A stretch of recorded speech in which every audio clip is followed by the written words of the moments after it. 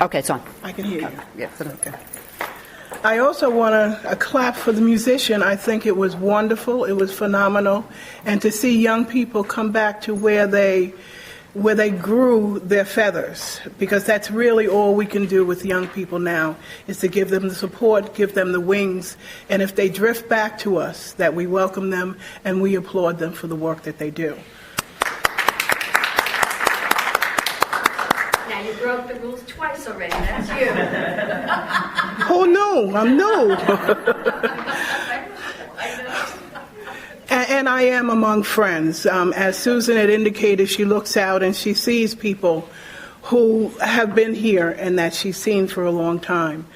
I've seen many of them, including Carol, who I haven't seen you in a long time. I'm glad that you're okay. I'm really, really glad. So then, and Muriel, that's, these are people who I say, give me my wings. I'm no longer young. I'm now 58, enjoying it, but I'm not to my halfway point. I do hope to go to 97, 110, or 144 if I finally get my eating right, which I'm still having a problem with, because life is good as long as you share it with people of like mind, like heart.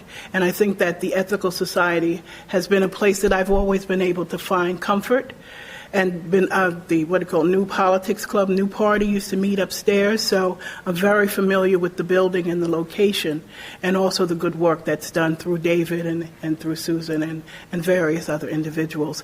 But I'm here to talk about, I'm going to say, changing times and changing communities.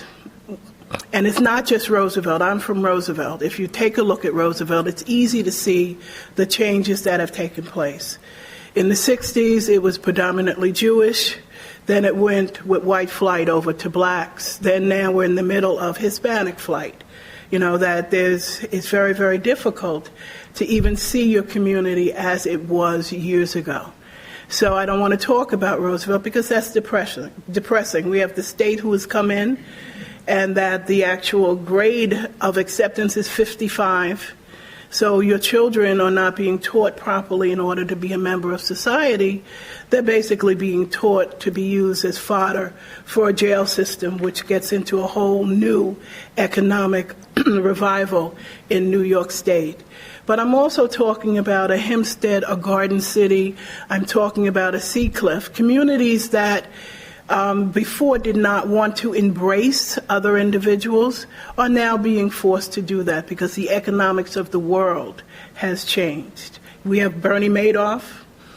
Before, I never got to date him like I wanted to. I'm sure I could have got a little money out of him, but that didn't happen. But the Madoffs have really changed people and made them understand that we're not so different from our neighbors. We are not able to sit in the ivory tower anymore. That if we're going to look at Long Island and we're going to look at New York State, you have to do it differently because things have changed. The competition for jobs is horrible right now. If you're a teacher and you have 2 masters, sometimes all you can do is sub. That's a changing of our communities because you can no longer afford that mortgage. You can no longer afford that new car. You can no longer say, I'm going to ride alone. You might have to put 10 people in, 5 people. It's a van if it's 10.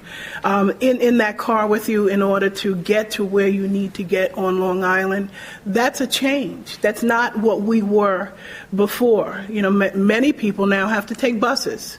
Didn't know what a bus was, but now they have to take them because things have changed. Even the price of foods, and I'm going to talk about some seniors who were shut-ins. Before they were lively, they were able to get and run their own homes. Now, because of the economics and also because of health, people are no longer allowed to be alone because they can't. It's not safe anymore. The neighborhoods have changed, and family looking in has changed. What are we doing to protect what I call what makes a community? Many people do nothing because it's so easy to just be so overwhelmed. And I think a lot of people, bless you. Bless you. You need a tissue? You finished yet? It's okay. When I do it, I want to bless you too. we have to start looking at our neighbors, because it's no longer the vibrant young family being able to raise their 2 or 3 children and believe that they're going to be all right. They're not. If you're looking at your mother and your grandparents and you say, oh, they're going to be okay, they're in their home, or they're in the senior citizens housing, they're going to be all right. The community has changed so that that is no longer the truth. And if we can't open our doors and start looking at everyone as if they're by the grace of God go I, that my problems are my neighbor's problems. When a school system does not educate young people, that's a problem not for me, that's a problem for the next 3 generations, because they're also not going to be able to teach their children. When you have, I'm going to say, politicians who only care about getting elected and getting reelected and not caring about affordable housing or shelter or food or all those things and transportation, and you get them in office, you're already losing again another 2 generations, because they're not really caring about who votes. If they can get everybody in this room to vote and you are the only people voting, then they win, because everybody else is apathetic. Everybody else is frightened. Everybody else does not even feel safe going to the polls. And those are real concerns that people have nowadays. Community safety, community understanding, and community life. How do we get that to happen? I have no idea.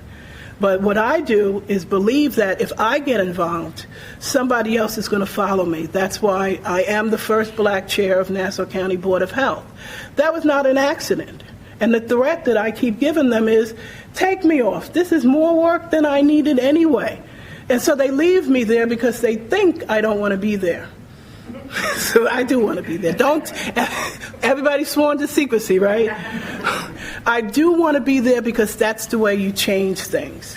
When you have a healthy community, no matter what color it is, you have a vibrant community. One of the things that we're dealing with this year are falls. Nobody wanted to deal with that before. Home safety. Making sure that when you're in your home, you don't fall, you don't slip, and that there's a communication with someone and how to build those networks. And then how do we make sure that we have facilities that can take care of individuals that hurt themselves, that still give them their dignity. And so, we're looking at things a little bit differently. Everybody should be immunized. We try to look at those things. We try to make sure that the water in Nassau County is clean and that the sewer system is running properly. If you don't care about what makes us us, then we're no longer going to be safe health-wise or wealth-wise in Nassau County. So for me, it's very important that I'm there. And people like it. People say, oh, you're funny, Diane. I'm more than funny. I make you open up your eyes, I make you think about what your job is, and then I make you do it, and then I call you up front and make you tell me in front of the mic, so that we're all in this together. It's not just one person. A federally qualified health care facility in Roosevelt is phenomenal. We call that building a pink elephant for, I guess, 25 years, because it was part of a plan. They half built it. And then everybody in the world walked away from it, leaving us with such an eyesore. Removal of commercial taxes, which is supposed to help our community. Finally, last year, June 22nd, we were approved. It makes a difference in the community to have a medical home, where people don't have to go to Nassau County Medical Center. They don't have to go to Winthrop. We're trying to get local doctors who are just coming out of medical school and finishing their intern to actually practice and be part of our community. That's how we change. Everything is not negative. We can talk about the gangs. We can talk about the drug sales. We can talk about children who are pregnant at 12. We can talk about where we thought children were going to school and they're sexing and texting all over the place. Those are the negative things that we know about. But if we can put some things in place that actually lay a foundation for change, lay a foundation for understanding, and that we can all row in this boat together, because that's what I am. I don't want to be the captain all the time. I want to be the one in the back, the last one to go down, and I promise to do that. But I want people to get strong. I want people to understand what they're doing and for them to have a spot and a chance for a future. Because if you don't show them hope, if you don't show yourself hope, then you're really not doing anything for anybody. I'm here for the long haul. I'm not going anywhere. And no matter how my community changes, I'm always going to make a change for the better. Now, anything else, guys? Because I can talk all day, you know. There. What did you think of all the posturing the past couple of days by our lovely congressional delegation? You know what you think. Yeah, well, when they first said, let's get rid of Planned Parenthood, I had a problem. Well, you know what, that's... If you only know exactly what's in the book and you don't know what Planned Parenthood really does and you don't really understand that there's people who have to make some really, really tough choices in their life, it's easy to say no abortions. It's easy to say anything that has anything to do with personal choice and personal life should be controlled by the government. If you don't know better, and if you have not lived through what can be the most devastating decision of your life, it's never a choice made easily by anyone who chooses an abortion. And I think that that's part of a misunderstanding by those representatives who say, you know what, they did it, they need to raise this child. No, they need counseling, they need understanding, and if in their life they are not ready to have a child, they should not be forced to do so. So anyone who forces, well, I guess I'm pro-choice, I should say that.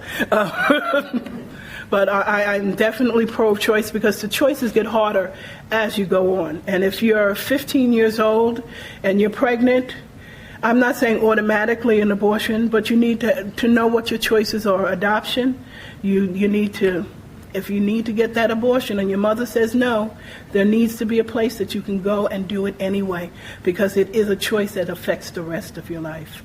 So those who posture are exactly doing that. They are preposterous. All right. Are you finding that there's more federal money announced since Obama came into office? No.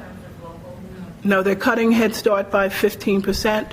They're just completely alleviating things out of the budget that many people had thought were protected because it had been in there so long since the 60s, part of the, the civil rights movement, things were placed in there. They are being completely removed. No one ever touched Head Start because we understood how wonderful that was, how important it was that a child, especially an at-risk child, be given, food, shelter, medical evaluations, and some education, the opportunity to really grow and flourish in a safe environment. That safe environment also assists the parents because parents are no longer forced to watch a child. Head Start programs pick them up at 8 o'clock in the morning, drop them off at 5. It allows that parent to also grow, go to school, get a job, keep a job. And so you're really empowering the entire family. So if you remove those types of programs, those families fall back on welfare. They fall back on a system that you've also cut away. You've cut youth services out of the budget. We're playing with Medicaid, Medicare, and health care for all. All of those things at this point are being negotiated away. And I'm very disappointed in Obama at this point because I think he jumped in too soon for the negotiation. At least let somebody come to you. He walked straight to him and say, what can I give you? What I got? I got this, and we can negotiate that. And now once you start negotiating, you have no set point. And I believe that that's what his problem is right now. He has no set point, that the budget is not going to pass. We've got another extension. I know all about extensions. You have to pay the piper at some point. He's not ready to pay. People are manipulating him and using him for just the smallest crumb. Instead of saying, people got me in here, people believed in me, they were looking for a change, they were looking for a wave of the future. Let me go back to those people because those are my foundations. Instead, I think we've all been just shot in the foot at this point. You talked about hope. Do you think the programs that you just mentioned are the ways that can help people to hope? Are there other things that you think about that give people hope? Hope normally comes when someone understands you and listens to you. And if no one is talking to you and no one is making a direct contact with you, then there'll never be any hope. I think when we stand firm, I'm talking about in a united front, saying that we care about what our communities look like, we care about what our future looks like, and we care about what we want tomorrow to look like. And if you take those individuals who have been disenfranchised and plug them in meaningful places, it gives hope to them, and it also gives hope to other individuals that actually see, I don't have to be here. There is another place for me. I was shocked when I found out that many young people in Roosevelt, Hempstead, and Uniondale never rode Long Island Railroad, never went into New York City.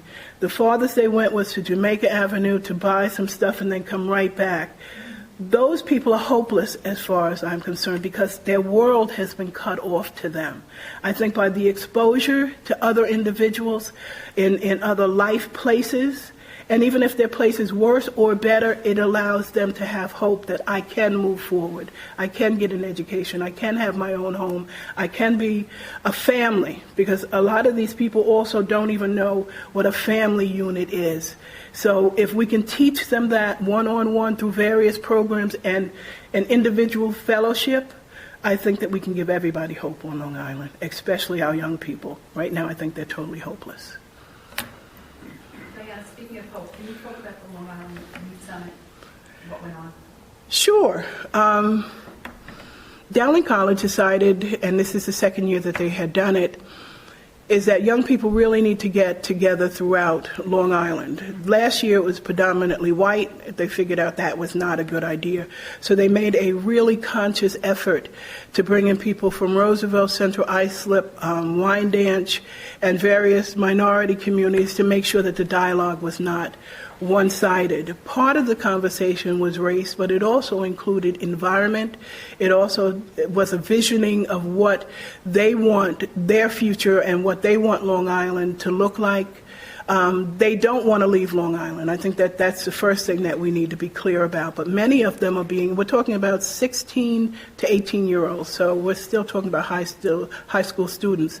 They don't want to leave. They don't want their parents to leave. They want a community that they can grow in, and they want a diverse community. I was very, very glad to hear that.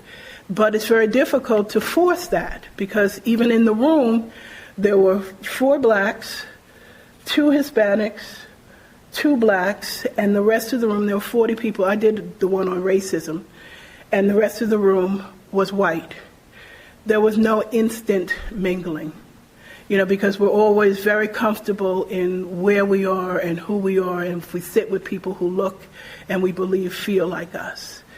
That troubled me. It troubled me greatly, because each of the students said they wanted a diverse community. They didn't want to deal with race. They wanted the classrooms to be intermingled.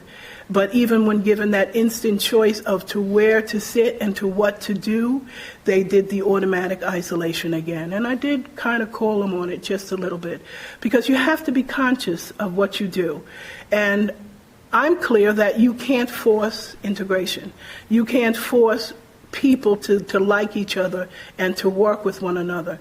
But if you know that individual, it becomes more natural, it becomes more clean, and that I'm going to say it. Merrick decided that they would take my children in Roosevelt when it was the Roosevelt takeover, but they would put us in portables, and they would not change our education standards because we would only sully theirs. Now that's racism at its highest point as far as I'm concerned. So if you force racism, you kind of do a class system, so I'm totally against that.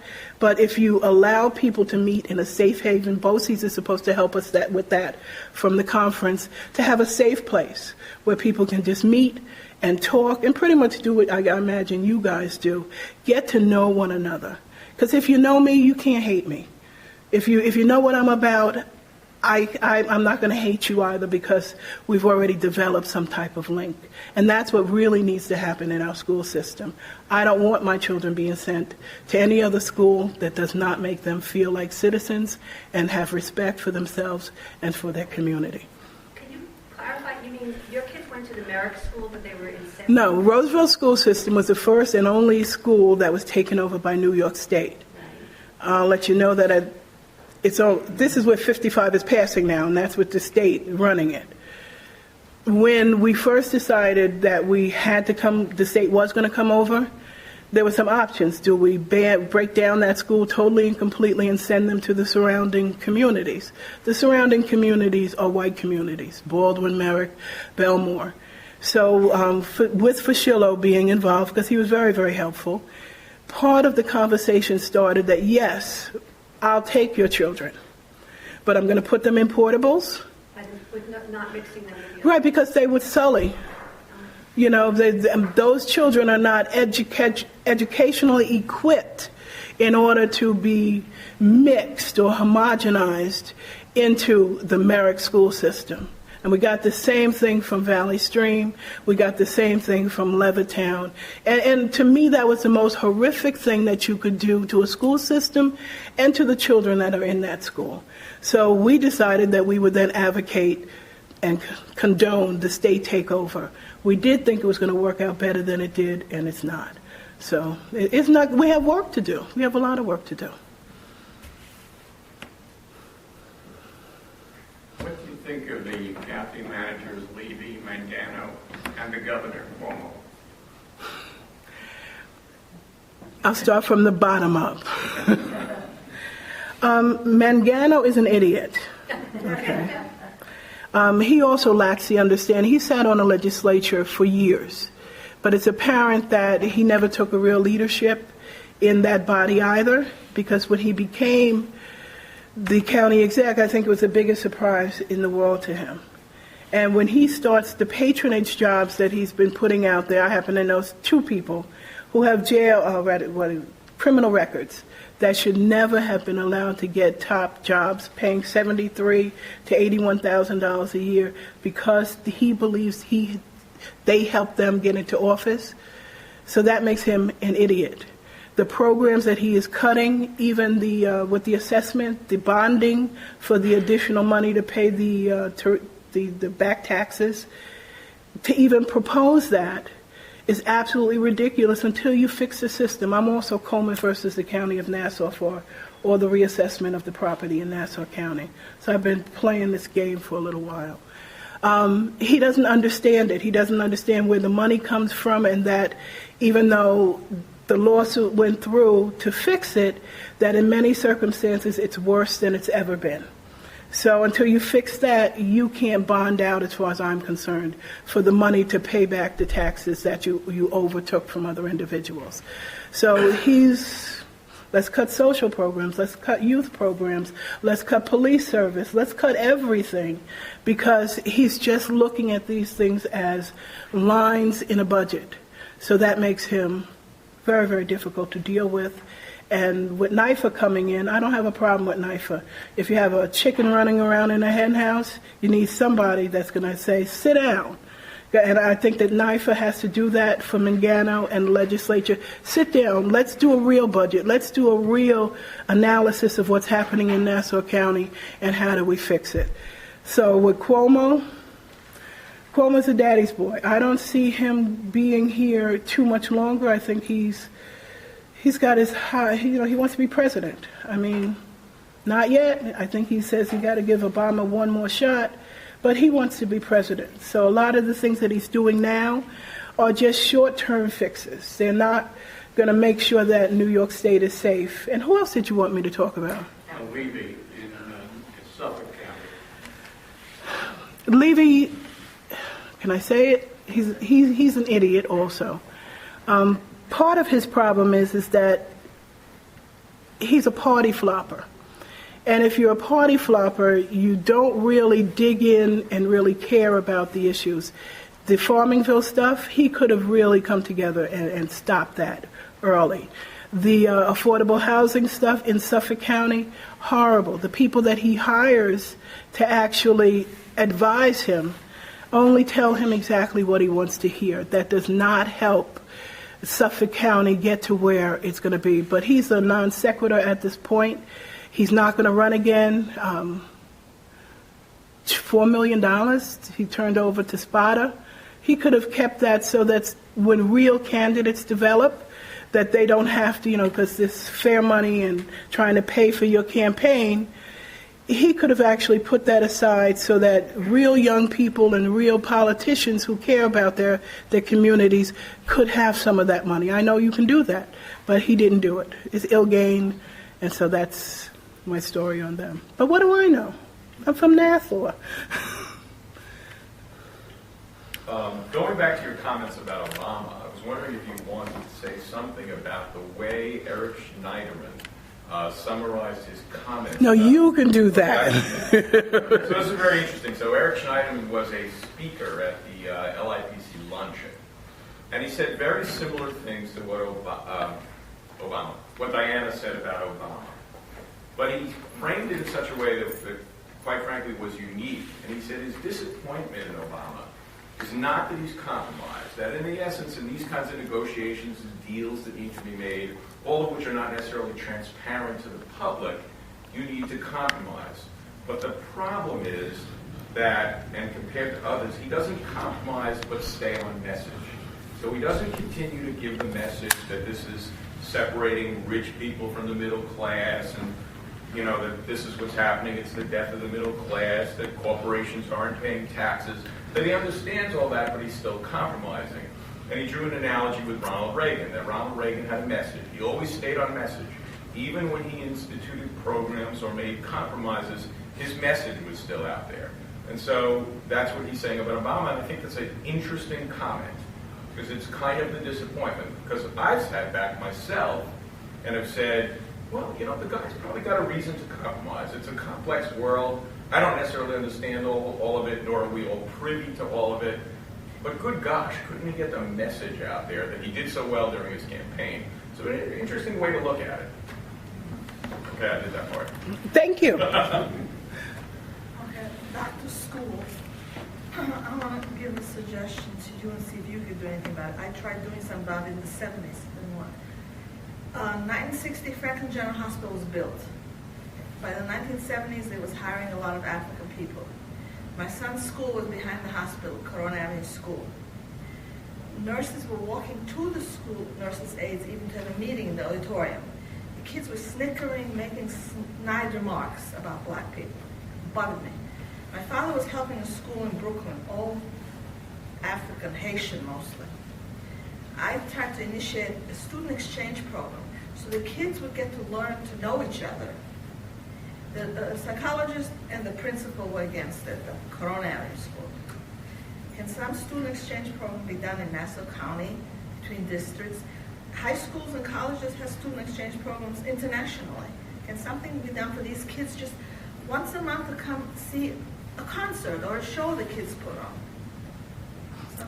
As from part of the summit, that is what we're talking about, where I said that BOCES was going to be a safe haven, and part of that is to have that exchange.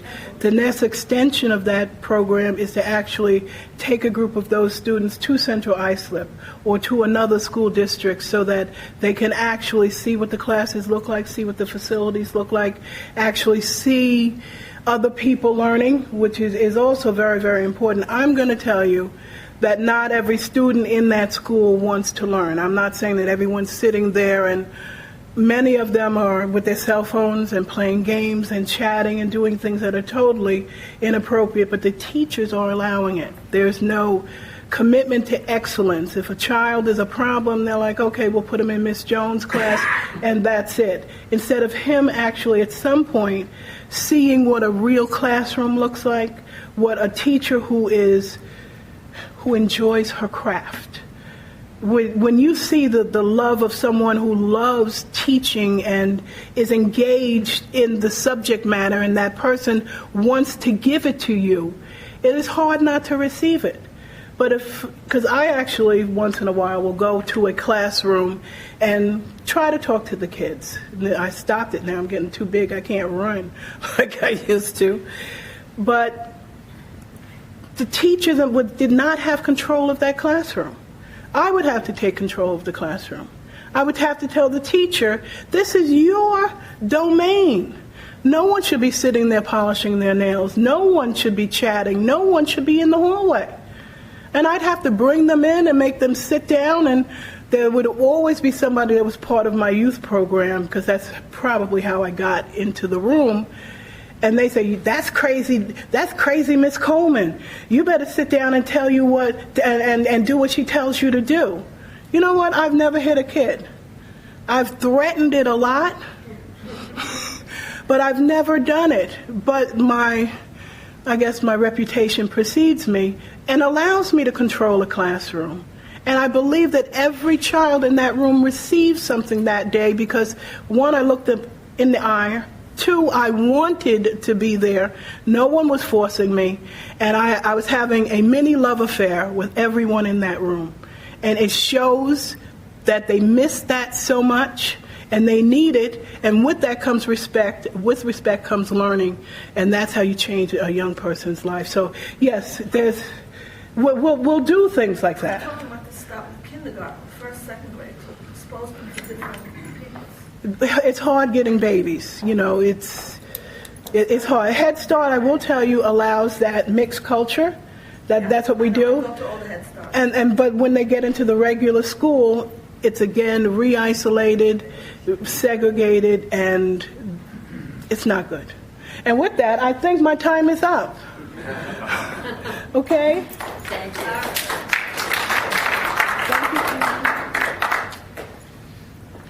Well, she certainly took control of this classroom, didn't she?